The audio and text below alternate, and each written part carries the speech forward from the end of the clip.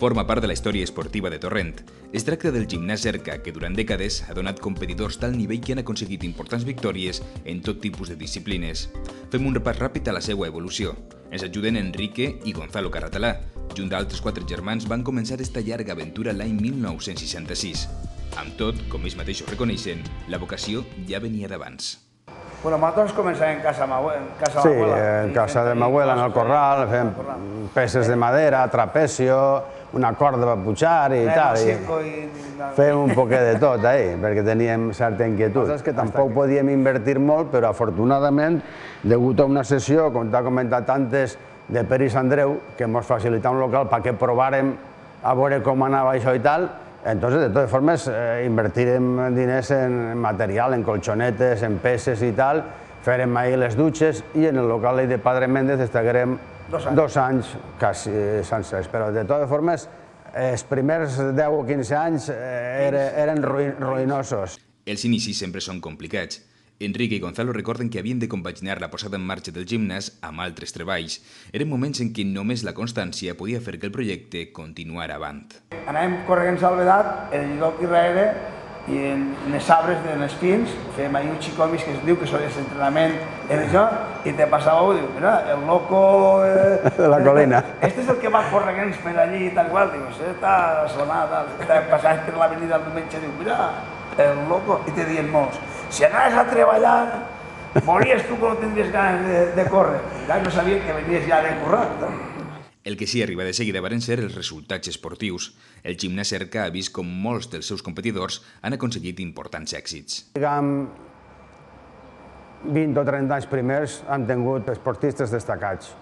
Campions d'Espanya, prou campions, han tingut un en l'Olimpià, en campionats internacionals, o sigui que han tingut gent prou destacats. En aquesta època el que més era judo, karate, que al començar amb karate dels primers també de la comarca, després de València, nosaltres fórem el primer poble que al començar karate també. Però l'esport també canvia. Ara, passats els anys, veuen com ha canviat el perfil de l'esportista. Ara ja la gent no se vol sacrificar tant. Evidentment, hi ha un percentatge molt gran que se ho deixa, desapareix i tal, alguns perquè no tenen la capacitat de sacrifici, altres perquè no tenen les condicions, però evidentment hi ha un grup reduït que, vamos, un muntó de gent que al començar de xicotet i ja està així. I ara inclús venen alguns que venen els fills dels alumnes. Pugem al tatami on Vicent Carratalà està donant classe de judo. Ell ha viscut precisament l'evolució de l'esport de les últimes dècades, com a degà de la Facultat de Ciències de l'Activitat Física i de l'Esport de la Universitat de València, a més de com a defensor de la professionalització de l'ensenyament esportiu. Les ciències de l'esport, el propi Ministeri, el Consell Superior d'Esports, l'administració i les federacions estan contínuament intentant regular el tema laboral, si bé en l'esport encara hi hauria que regular la professió, perquè hi ha molt d'intrusisme.